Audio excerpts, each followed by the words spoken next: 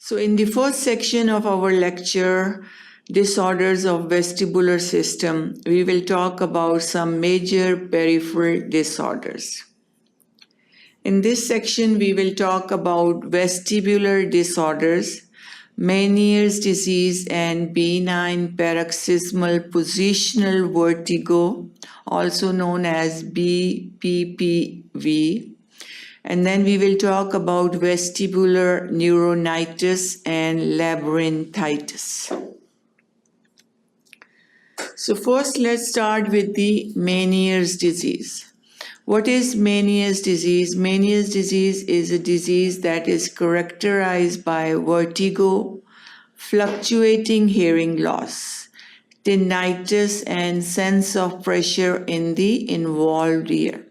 Vertigo is a sense of dizziness or revolving around. So the vertigo is mainly characterized by feeling of dizziness.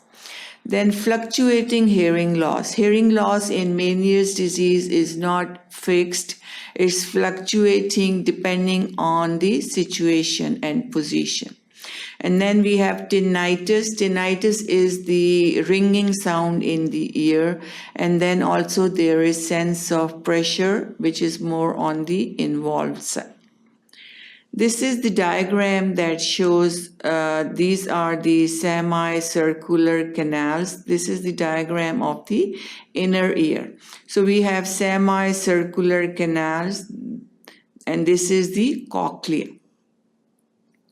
So in Meniere's disease, you can see there is swelling of semicircular canals, and there is swelling of the cochlea. And this swelling leads to distortion of the sound waves that reach the cochlea, and then as a result of distorted sound that reach the cochlea, there is distorted information that travels to the brain. And as a result of this distorted information, we have fluctuating hearing loss and all the other symptoms of the Meniere's disease. So here we have swelling that distorts the balance information. There is a fluid in the semicircular canals, and as a result of that, it helps in the maintenance of the balance.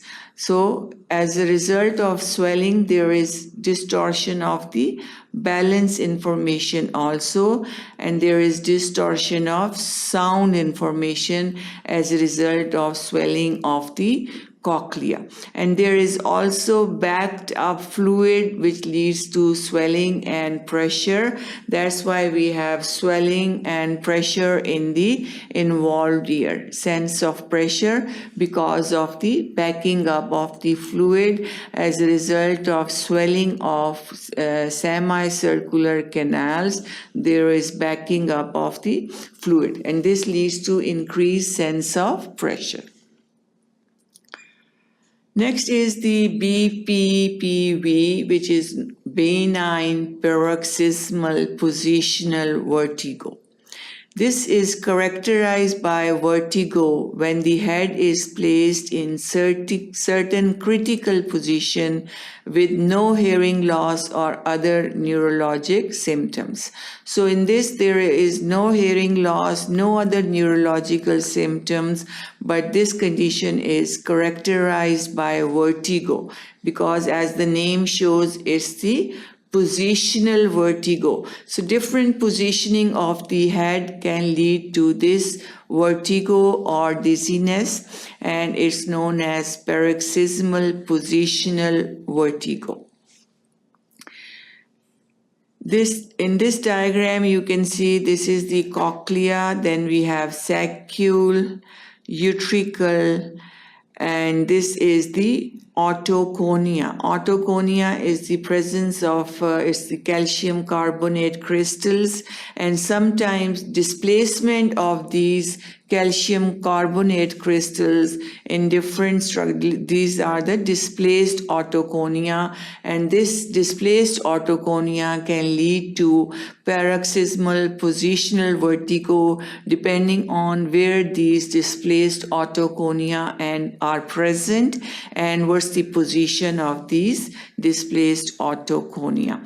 This is the horizontal canal, semicircular. This is the posterior and this is the anterior canal. Since semicircular canal is associated with the balance, presence of autoconia or calcium carbonate crystals in these semicircular canals can produce positional vertigo, and it can be fixed by changing the position and to displace the autoconia in different area.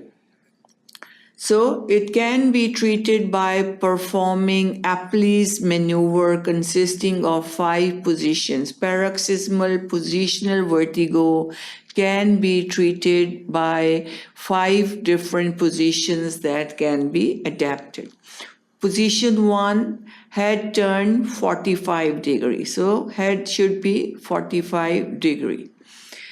In position 2, head is turned so that affected ear is up. So if the left ear is involved, we should have head so left ear is facing upward. If right ear is involved, we should position the head so the right ear should be facing upward.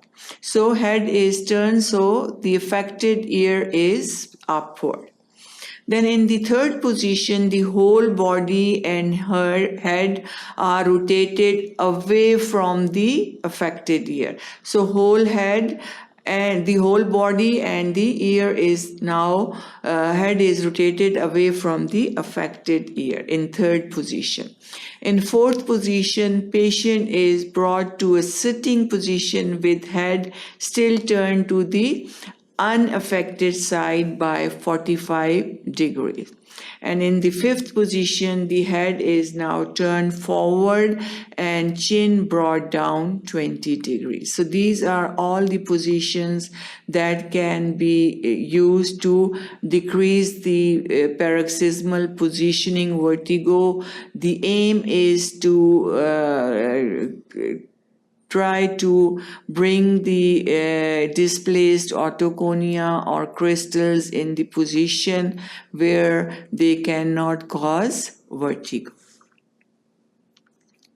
Next, the vestibular neuronitis. As the name shows, neuronitis is the inflammation of the neurons or nervous vessels. So vestibular neuronitis characterized by severe vertigo of sudden onset with no cochlear symptoms.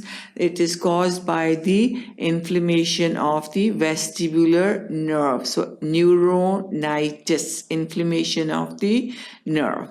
This is the inner ear that involves semicircular canals. We have cochlea, and in this inflammation of the vestibular nerve, you can see it is red, it is swollen, it is inflamed, and this, because of this, it can cause sudden severe vertigo, sudden onset of vertigo with no other cochlear symptoms. So only severe vertigo is present, severe dizziness or severe revolving is present. So that's the vestibular neuronitis.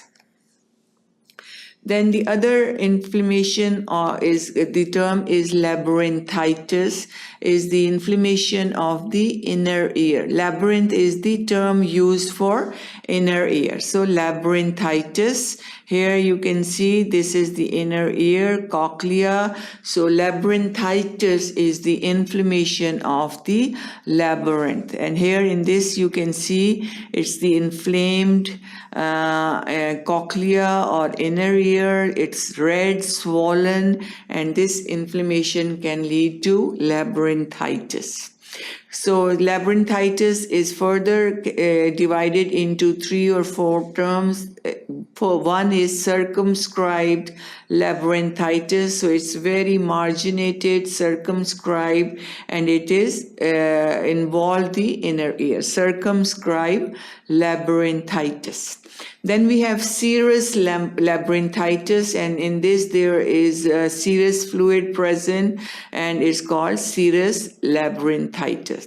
Purulent labyrinthitis, in which there is pussy discharge or fluid, and it leads to purulent labyrinthitis. Then we have some vestibular disorders. Again, what are the causes that can lead to peripheral and central vestibular disorders? So we have further divided our vestibular disorders into peripheral and central. In the peripheral, there is lesions that involve the end organ vestibular nerves, and in the central mainly involves the brain stem and the central connections, brain stem and central connections. So peripheral, distant end organs, peripheral nerves, central, there is involvement of the brain stem and the other central connections. So what are the different disorders that can lead to peripheral vestibular disorders? We have Meniere's disease. We already talked about Meniere's disease. Then BPPV or benign paroxysmal positional vertigo is another cause. Then we have vestibular neuronitis, labyrinthitis. So all these conditions which we talked about, neuronitis, labyrinthitis, BPPV and Meniere's disease, they all are the type of disorders that cause peripheral, involve the peripheral end organs or peripheral vestibular nerves. Another is vestibular toxic drugs. Drugs that can have ototoxic effect can also involve the peripheral vestibular organs. Then head trauma, perilymph fistula, syphilis, acoustic, neuroma. All these are the examples of disorders that involve peripheral peripheral vestibular nerves. Then the disorders that can cause central involvement, we have vertebro-basilar insufficiency, posterior inferior cerebellar artery syndrome. Then we have basilar migraine, cerebellar disease, multiple sclerosis, and then tumors of brainstem and fourth ventricle, epilepsy, and cervical vertigo. So all these are the disorders that cause central vestibular defects. Central, and as you can see, these are all the disorders that involve ultimately the brainstem and the brain, like vertebro-basilar insufficiency. Then we have cerebellar disease. All these are the structures of the brain, and they can cause central disorders.